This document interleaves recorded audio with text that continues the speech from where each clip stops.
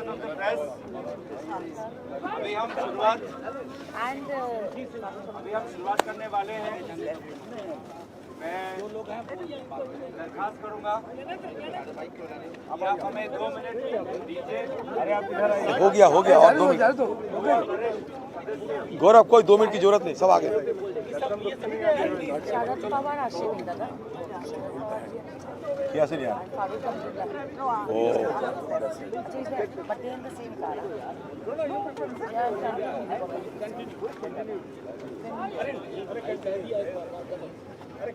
ललन जी मैं आ गया, मैं पीछे तो आप आइए। ललन जी आप, मैं पीछे आता हूँ ना, आओ ना। अरे ललन जी गाँव से भी आना। पूरे टीम आगे गए थे।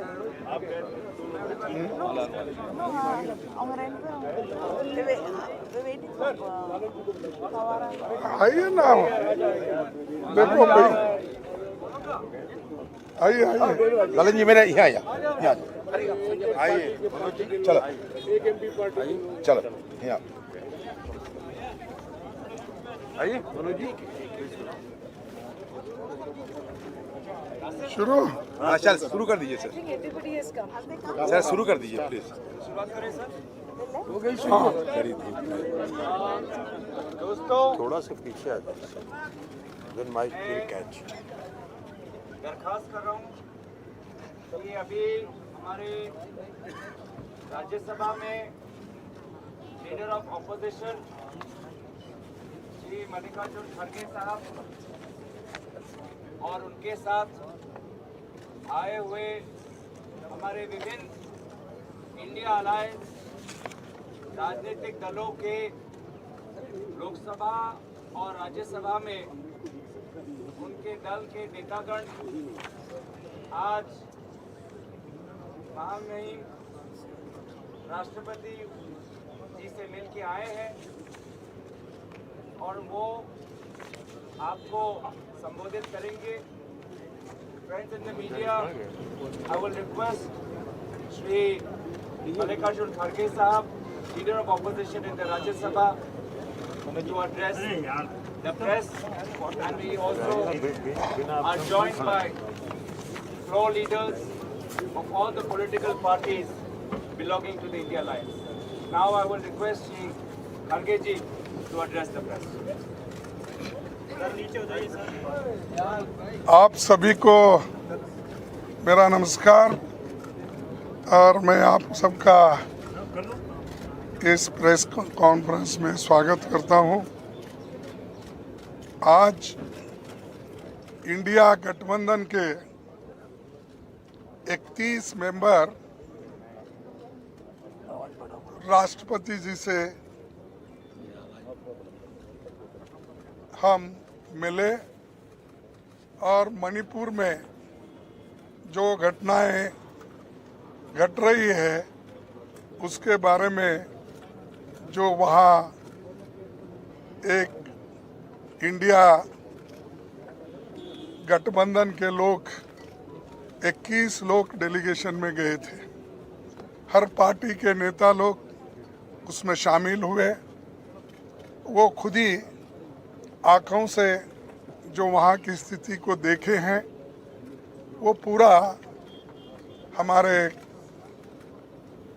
राष्ट्रपति जी को बताए और हमने एक मेमोरेंडम भी उनको पेश किया और किस ढंग से अब तक वहाँ पर घटनाएं घट रही है, खासकर महिलाओं के ऊपर अत्याचार, स्त्रियों का जो नंगा परेड किया गया, 500 से ज़्यादा घर जलाए गए,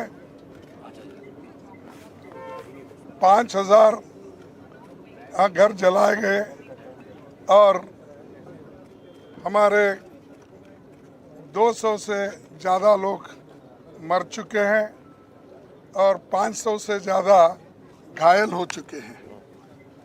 तो और 60,000 लोग वो रिहेबिलिटेशन दूसरे जगह किया गया है, जिनको खाना नहीं, पानी नहीं, समय पर उनके बच्चों को जो औषध मिलना चाहिए वो भी नहीं, बीमार लोगों के लिए कोई व्यवस्था नहीं, ऐसी परिस्थिति में वहाँ लोग रह रहे हैं। तो इसीलिए हम राष्ट्रपति का ध्यान खींचने के लिए हम सभी मिले। उन्होंने कहा ये जो आपका मेमोरेंडम है मैं इसके बारे में सोचूंगी, ऐसा उन्होंने आश्वासन दिया है।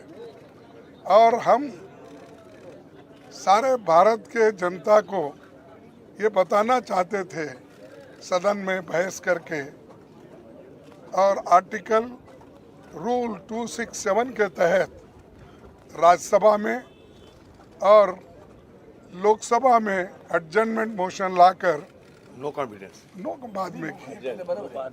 तो लोकसभा में एडजर्नमेंट मोशन और राज्यसभा में 267 ये हम बार बार लाते गए, और राज्यसभा में तो कम से कम 65 लोग रोज 267 में नोटिस देते थे, लेकिन उसको सरकार रिजेक्ट करती थी, बोलने नहीं देती थी।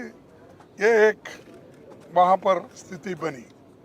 और दूसरा, लोकसभा में जब एडजर्नमेंट मोशन देख कर थक गए थे तो आखिरी में अपनी बात रखने के लिए उन्होंने नो कॉन्फिडेंस मोशन मूव किया गया है, और वो आज लेना था, लेकिन ये आखिरी में रखकर ये भी उन्होंने तय कर लिया है कि 8-9 2 दिन इसका बहस चले, फिर एक दिन रिप्लाई दिए और हाउस एडजर्न हो जाएगा।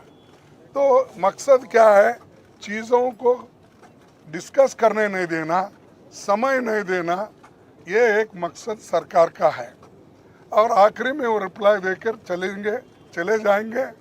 तो हम इसीलिए हम चाहते थे कि जल्द से जल्द उसको चर्चा में लाना चाहते थे, ताकि हम उसको फिर काउंटर रिप्लाई और हमारे पास जो भी इंफॉर्मेशन है वो शेयर करना चाहते हैं।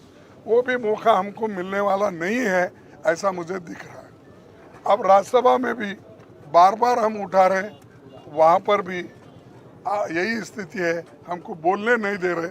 यहाँ तक कि मेरे माइक को उठते ही ऑफ कर देते हैं। अपोजिशन पार्टी के लीडर को जितना रूलिंग पार्टी के लीडर को महत्व देते हैं, हाउस ऑफ द लीडर को, उतना ही हमको महत्व देते हैं।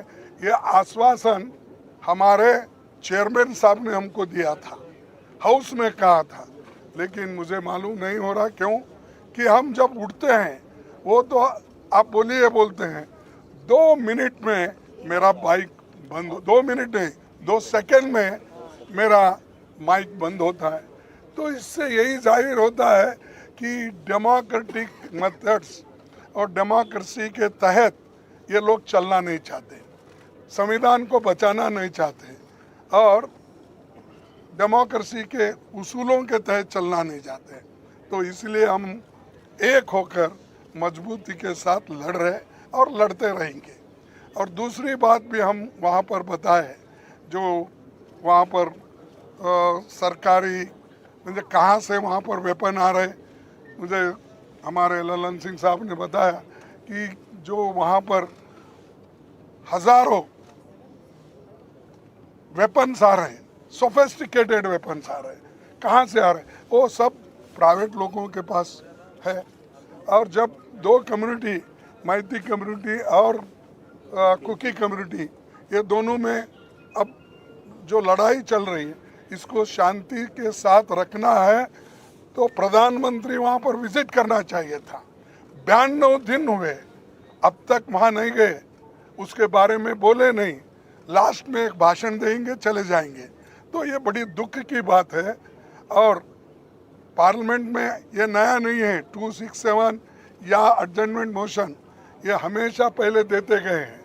हमारे पास मैं पढ़ के बता सकता हूँ, लेकिन समय की अभाव से मैं नहीं कहूँगा। 13-13, 14-14 ऐसे उदाहरण हैं जिसमें 267 को परमिशन दिया गया है सारा बिजनेस स्टॉप करके डिस्कशन लिया गया है। इवन एडजमेंट मोशन को भी ऐसा ही डिस्कशन के लिए अलाउ किया गया है।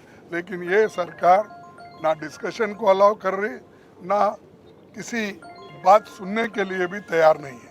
ये एक।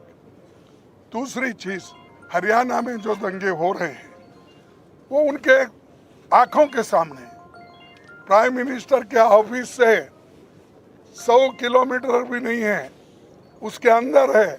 वहाँ पर इतनी गड़बड़ी चल रही है, लोगों को जाके मार रहे हैं। ये कहाँ का रोल है? अरे दिल्ली से नज़दीक राज्य में भी ऐसा होता है तो वो कोई उसका संज्ञान भी नहीं लेते, और ये दूर की बात तो अलग है।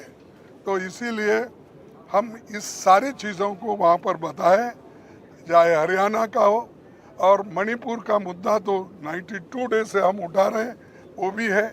तो इतना सारी चीज़ें हम बताने के बाद वो देखने का या सुनने का उन्होंने भी काम किया, और वो बोले कि मेमोरेंडम हम भेजेंगे। इतना कहते हुए मैं अपने शासन को सुना।